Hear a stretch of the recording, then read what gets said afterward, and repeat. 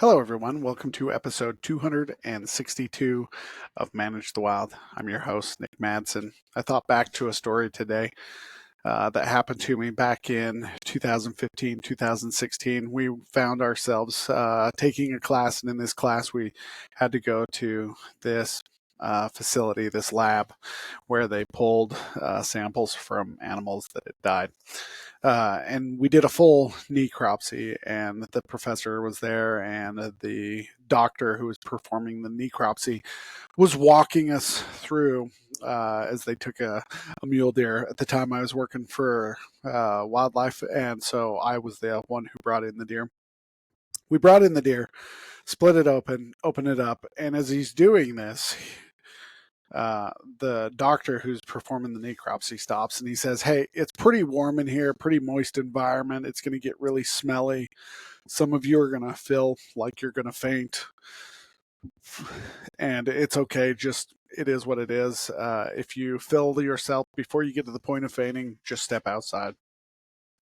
And at that time in that class, we had a lot of people who had never been around an animal who had been gutted before.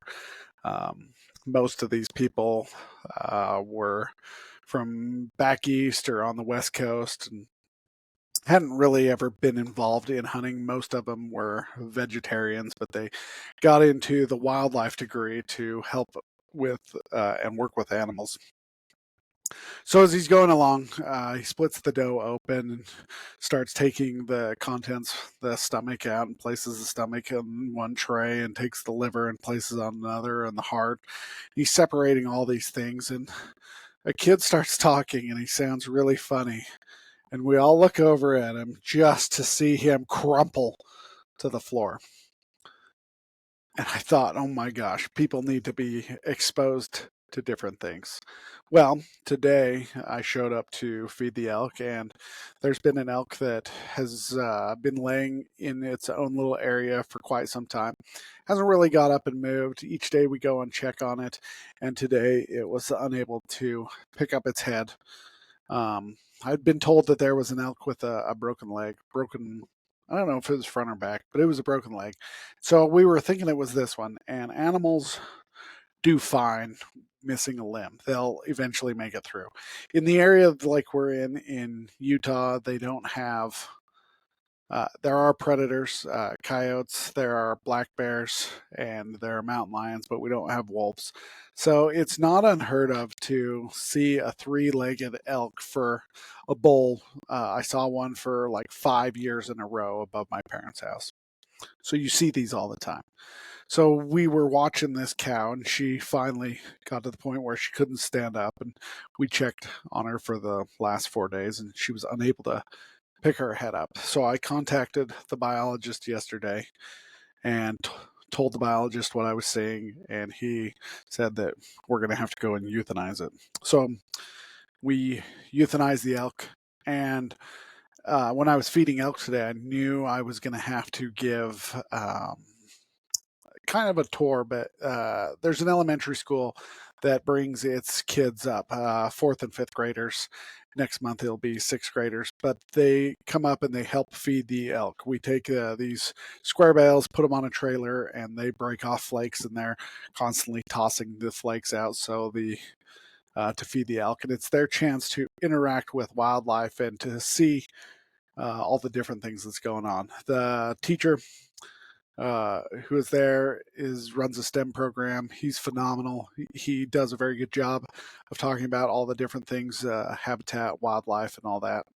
And then after they're done feeding elk, they go up into the classroom portion, and then they also get to do a bit of cross country skiing. So I knew I had those guys coming up today, and they were going to feed. So I moved the elk off to a different location. Ended up pulling the collar off the animal and took all the data, sent it down to the biologist.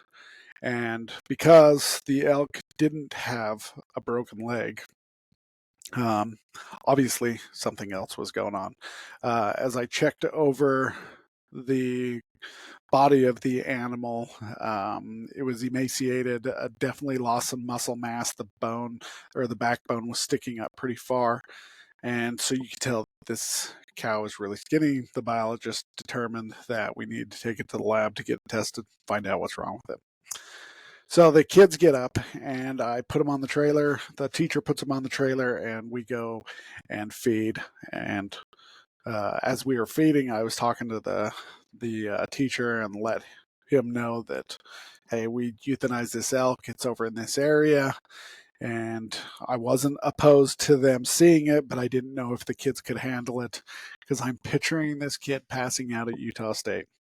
And the teacher or the professor let me know that these kids should all be able to handle it.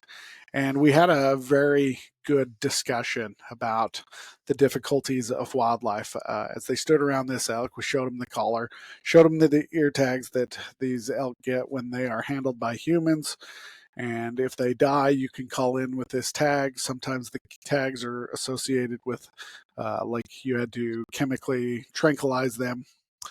And so we talked about all the different things, and they were okay that the animal had passed. And it was such an interesting moment seeing college kids who had never been around any of this type of atmosphere before to these kids who were getting exposed routinely to wildlife and just the harshness and the reality of wildlife.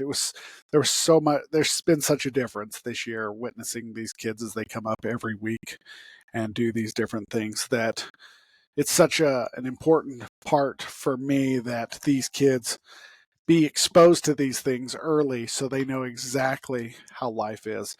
It's been awesome that I can take my boy up to help feed elk and he gets exposed to that. He does work on a farm, and as he's getting old enough, he'll have the chance to drive a swather.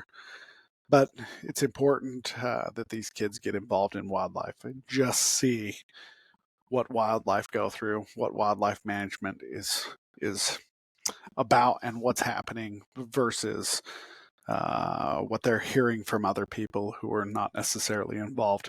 And just the exposure is important to understand just all aspects of wildlife. So that is my note. Get these kids involved early so they can look. Maybe you don't want them to go into wildlife field. That's fine. Nobody wants to take that low of pay. But get them involved in wildlife, help them understand so they can go into conservation when they can donate time and help out these different groups and get involved with these groups that are trying to benefit wildlife one way or another. All right, guys, have a great day. Stay wild.